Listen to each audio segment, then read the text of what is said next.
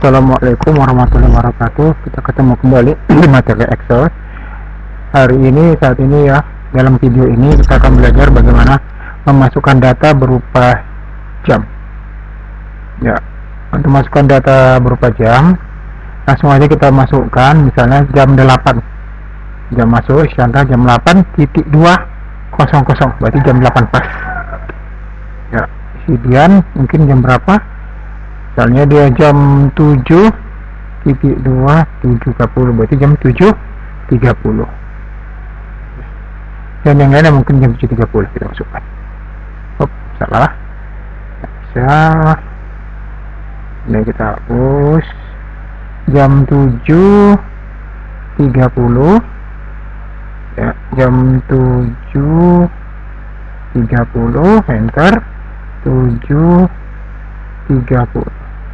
Jam keluarnya misalnya dia jam Chandra jam 16.00, kemudian Sidian mungkin jam 16.30, ini mungkin jam 15.30,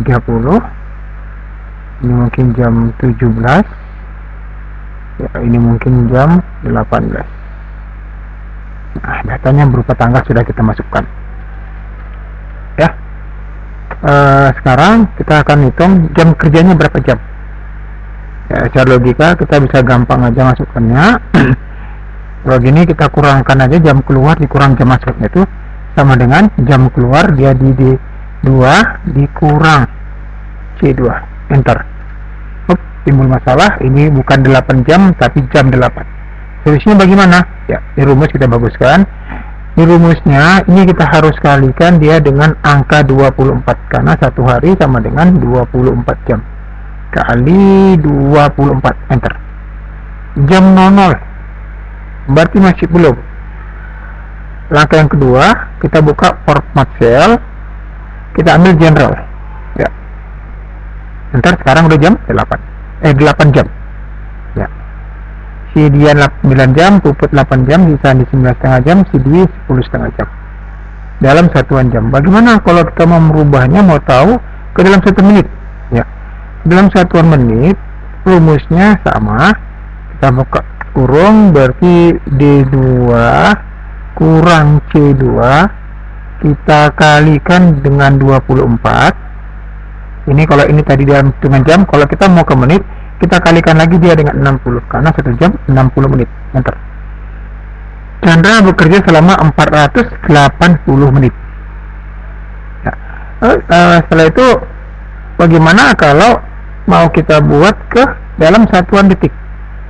Satuan detik ya sama aja, sama dengan kita masukkan lagi rumusnya D2 kurang C2 dikali 24, ini dia jam, kali 60, tadi dia 1 menit, nah, sama. Kemudian ini dikalikan lagi dengan 60, karena 1 menit 60 detik. Rumus ini akan membuat hitungannya menjadi dalam satuan detik. Berarti si Chandra kerja 8 jam, kalau ada satuan menit 480 menit, 28.800 detik. Ya, ini dia pengaturannya. Ya. Sekarang coba nggak begitu sulit. Nanti kita akan buat latihan lagi. Saat ini langsung kita coba akan bahas yang namanya rumus relatif. Kita coba lihat, ini ada rumus. Misalnya kita ada pernah bahas.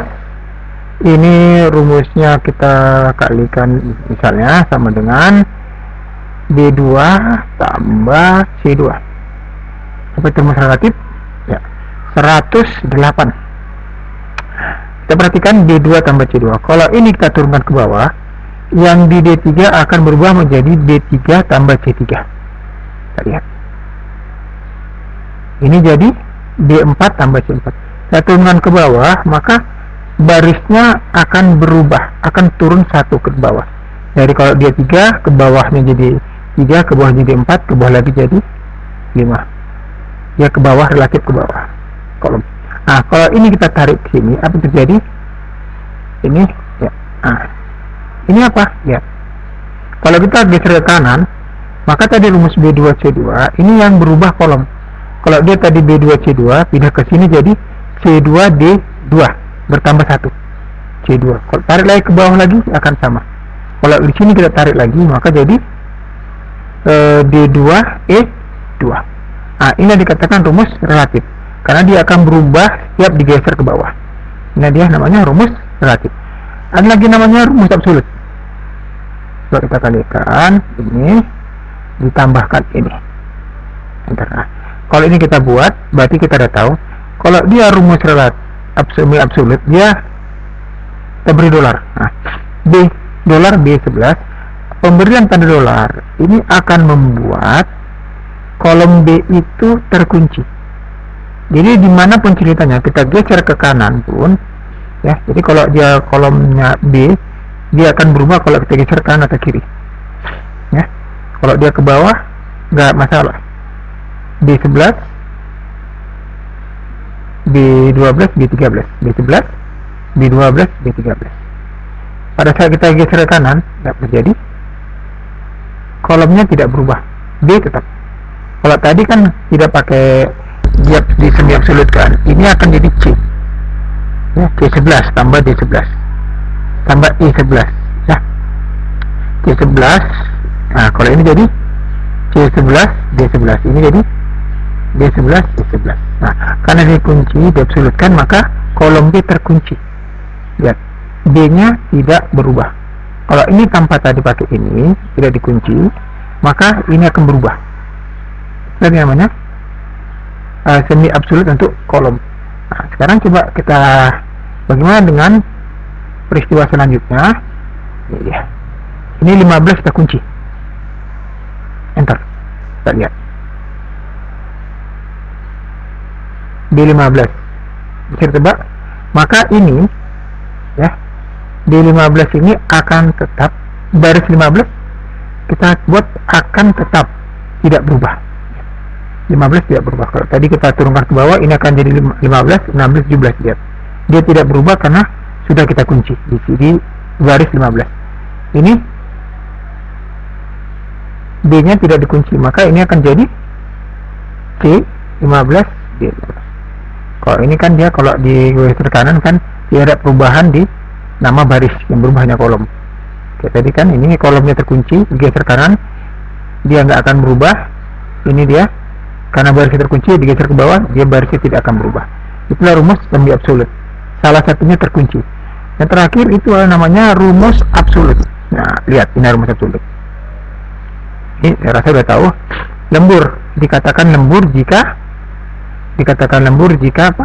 Jika lebih dari 8 jam kerja. Jadi kita masukkan rumusnya jam kerja dikurang 8. 4 kurang 8 berarti si Chandra nggak lembur. Saya tebak Dian berapa? Dian 1 jam. Siapa? Lihat 1, 2, 3, 4. Upah lemburnya gimana? Upah lembur kan lembur per jam berarti rumusnya K4 dikali mana dikali ini H2 0 karena tidak lembur. Coba ke bawah kita lihat apa terjadi. Lah kok gini. Nah lihat rumusnya ternyata ini K5 jadi K5 K4 H2 berarti ke bawah jadi K5 H3. K5 mana? K5 ini betal, H3 ini dia masa jam masuk.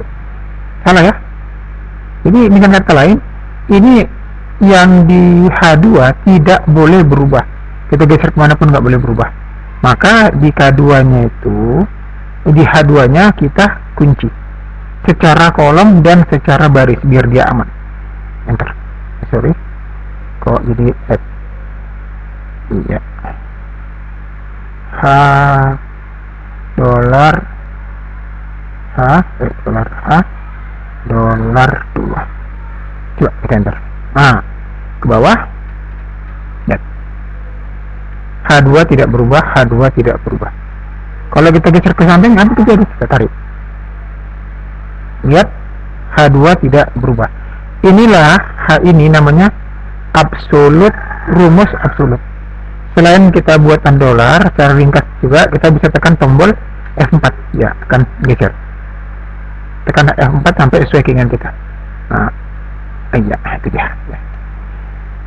Nah, sampai di sini dulu materi kita mengenai pengaturan waktu dan jenis dari rumus relatif absolut dan semi absolut. Kita akan bahas lagi ke materi selanjutnya. Terima kasih.